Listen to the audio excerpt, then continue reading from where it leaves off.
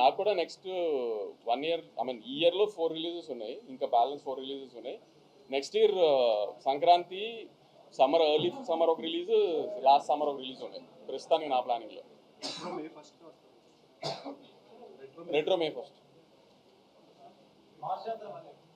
Mass జాతర July అనుకుంటున్నాం. Most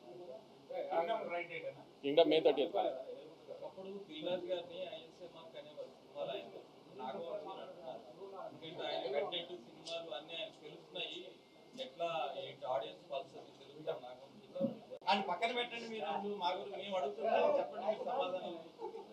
లేదు కంటెంట్ అంతా క్లిక్ అవుతుంది. Hopefully I'm very happy. అన్ని సినిమాలు అన్నీ బాగా జరుగుతున్నాయి.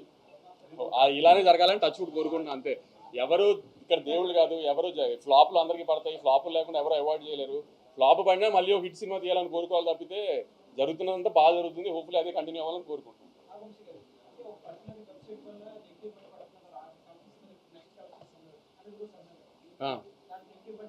లేదు, వీళ్ళు వేసిన తర్వాత కూడా కలెక్షన్లు బాగున్నాయి. నేను కలెక్షన్ల గురించి చెప్పట్లేదు గురు. నేను ఏదైతే సినిమా ఏ బడ్జెట్ అయితే తీసానో అది ఏదైతే బయర్లకు ఇచ్చేసానో ఆ బయర్లందరూ ఆల్రెడీ సేఫ్, అంతా ఓకే.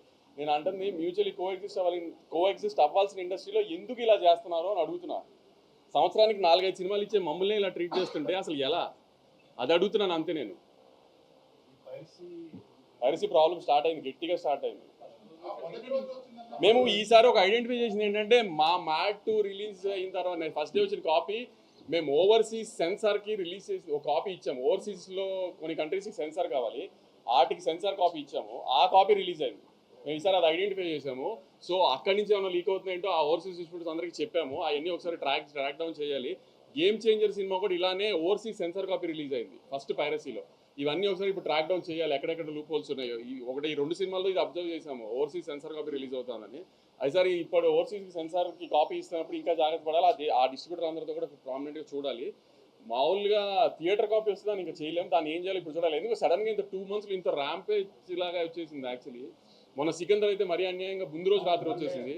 సో ఇట్లాంటి ఏంటో మరి సడన్గా ఇంత వచ్చింది, ఇదేంటో ఒకసారి మళ్ళీ గట్టిగా ఒకసారి దిల్ రాజు గారు మొన్న అదే చెప్పినట్టు ఒకసారి ఎఫ్డీసీతో కూర్చుని గవర్నమెంట్తో డిస్కస్ చేసి ఏదైనా చేయాలి హ్యూజ్ స్కేల్లో, లేకపోతే చాలా డ్యామేజ్ చేసినట్టు ఉంది ఫర్దర్గా వెళ్ళే కొద్ది. అవన్నీ సరిపోవు. ఇప్పుడు ఈటీవీ విన్ ఏదో చేశారంట, వాళ్ళ సినిమాని పైరసీ చేయలేకపోతున్నారంట. అదేంటో కనుక్కుని అలాంటి ఏదైనా ట్రై చేయాలి యాక్చువల్లీ ఏంటి అనేది.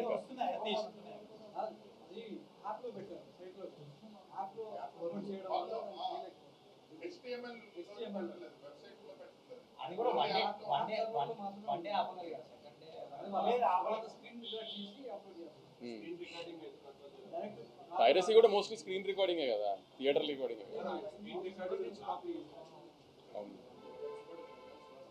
ఇంకేదన్నా ఉందా ఇప్పుడైతే లేదండి. తమిళ్లో స్టార్ట్ చేస్తాం. మీడియా